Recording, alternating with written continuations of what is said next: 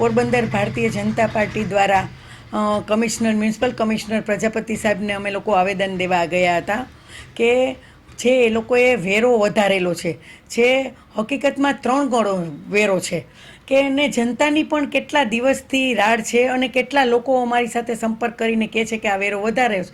તો લોકોની વાત પણ સાચી છે, કારણ કે જે બોડીમાં એ લોકો એમ કહે છે કે આગલી બોડીએ વેરો વધાર્યો, તો આગલી બોડીમાં એવો ઠરાવ થયો હોય કે નિયમ મુજબ જે આટલા ટકા વધારો કરવાનું થાય એ કરવાનું હોય.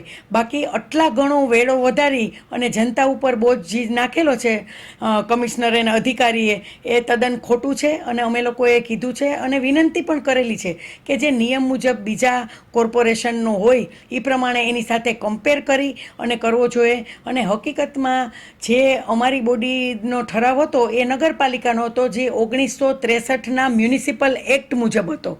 હવે જ્યારે મહાપાલિકા થાય તો એનો 1949નો જે એક્ટ છે મ્યુનિસિપલ એક્ટ મુજબ, એ લોકોએ છાપામાં જાહેરાત આપી, લોકોને આગેવાનોને બોલાવી અને પછી છાપામાં જાહેરાત દઈ અને આગેવાનો સાથે વિમર્શ કરી અને પછી વેરો વધારવાનો હોય. સીધો આવી રીતે ઠોકી બેહાડવાનો ન હોય. એ બાબત માટે પણ અમે અધિકારી સાથે વાત કરી છે.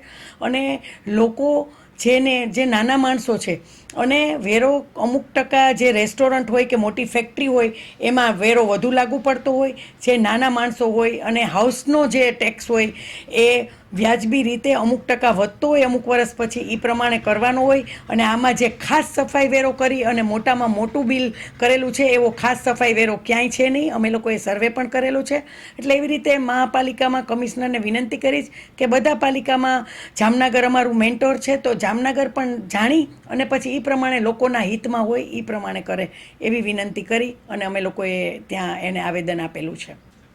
એટલા માટે જ કીધેલું છે કે અત્યારના યથાવત રાખો, થોડી સુવિધાઓ પણ મહાપાલિકાની હોય એ લોકો સુધી પહોંચે. પછી નવી બોડી ચૂંટાય પછી ભલે ને જે રીતે માપસર નિયમસર જે વેરો થતો હોય એ પ્રમાણે કરવો જોઈએ. એ જ કહું છું કે સરજુભાઈ વખતમાં જે ઠરાવ 2023માં થયેલો હતો, પછી મારું જવાબદારી એવી, તો ત્યારે પણ આ ઠરાવ કરેલો હોય કે નિયમ મુજબ જે વેરો વધારવાનો એ નગરપાલિકા છે ત્યારે નિયમ મુજબ વધારવાનો હોય તો વધારવાનો. જ્યારે મહાપાલિકા થાય ત્યારે તો એ લોકોએ મ્યુનિસિપલ એક્ટ મુજબ 1949ના નિયમ મુજબ જાહેરાત આપી, લોકો સાથે વિમર્શ કરી અને પછી વધારવાનો હોય. આ નગરપાલિકાનો જે વેરો અમારા દ્વારા જ્યારે થયો હોય તો ત્યારે કંઈ ભાવ ન દીધા હોય કે 4 ગણોને, ત્યારે એમ હોય કે નિયમ મુજબ વેરો વધારવામાં આવે.